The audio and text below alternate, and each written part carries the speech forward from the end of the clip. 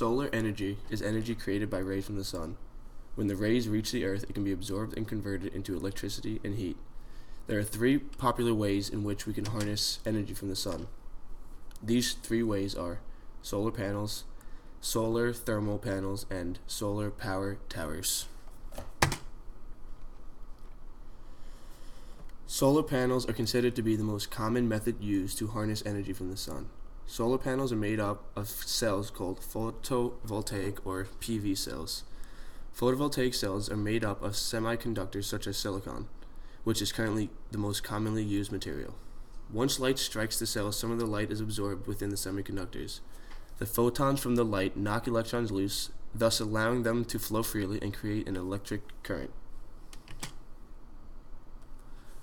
Solar thermal panels concentrate the sun's energy onto black copper tubes of the thermal panel. Cold water flows through these copper tubes and heats up.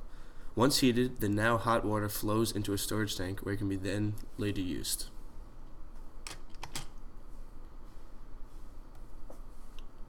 Solar power towers are capable of producing electricity on a very large scale, approximately 300 megawatts of energy. One tower currently under construction will produce enough electricity to power 180,000 homes in the city of Seville. They operate by heating a transfer fluid inside tubes within the tower. This fluid is then used to generate steam that drives a turbine that creates electricity. Why should we use solar energy? For one, it's environmentally friendly. Unlike fossil fuels we use today to power our homes and cars, solar energy doesn't produce any harmful byproducts such as pollutants, which are considered to be responsible for an increase in global warming. They are cost effective. Though the initial payment for solar harnessing technology, such as solar panels on a house or solar-powered car, may be expensive, it will ultimately pay off in the long run. You will see a large reduction in utility payments such as electricity, heating, cooling, and lighting, as well as save tons of money on gas for your car. Because you will be creating your own electricity, you will have little to no dependence on both utility companies and oil companies. Electricity and oil will no longer be delivered to your home, and you will no longer have to pump gas every week. This ultimately means any rise in utility prices or gas prices will have little to no effect on your finances. How do solar-powered cars work? Solar-powered cars are powered by energy harnessed from the sun via solar panels. The solar energy is then converted into electricity using PV cells.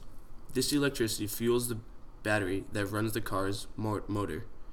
Or, if the car has an electric motor, the electricity flows straight to the motor. However, there is a downside to these cars. For one, there's not enough power. It is very hard for a car to absorb and harness enough energy to power a motor that is strong enough to move such a heavy vehicle.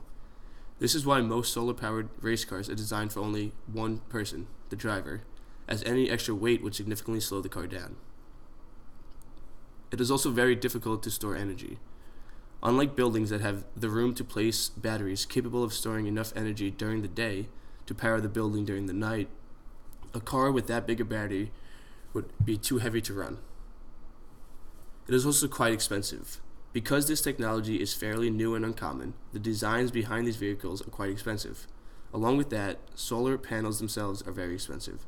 Competitive solar-powered race cars can cost hundreds of thousands of dollars to build.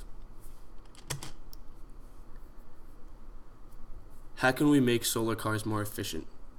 Nano antennas are extremely small antennas that can be used in replace of silicon semiconductors and ultimately harness more energy from a wider spectrum.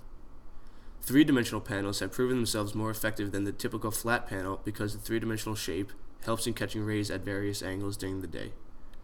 When it comes to placing solar panels on cars, it would be more effective to have panels that sense the direction of the sun's rays and turn in that direction so the sun's rays constantly hit head-on. Another way to increase the efficiency and desirability of solar cars would be to construct a more efficient battery that is capable of holding more energy in a smaller space.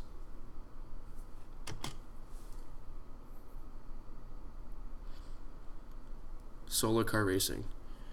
The World Solar Challenge is an event where teams race across Australia from Darwin to Adelaide, approximately 3,000 kilometers to the south.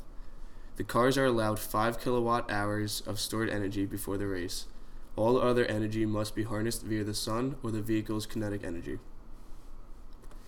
The North American Solar Challenge, or ASC, is a cross-United States race ranging from 1,200 to 1,800 miles. Before entering the race, teams must first complete qualification challenges.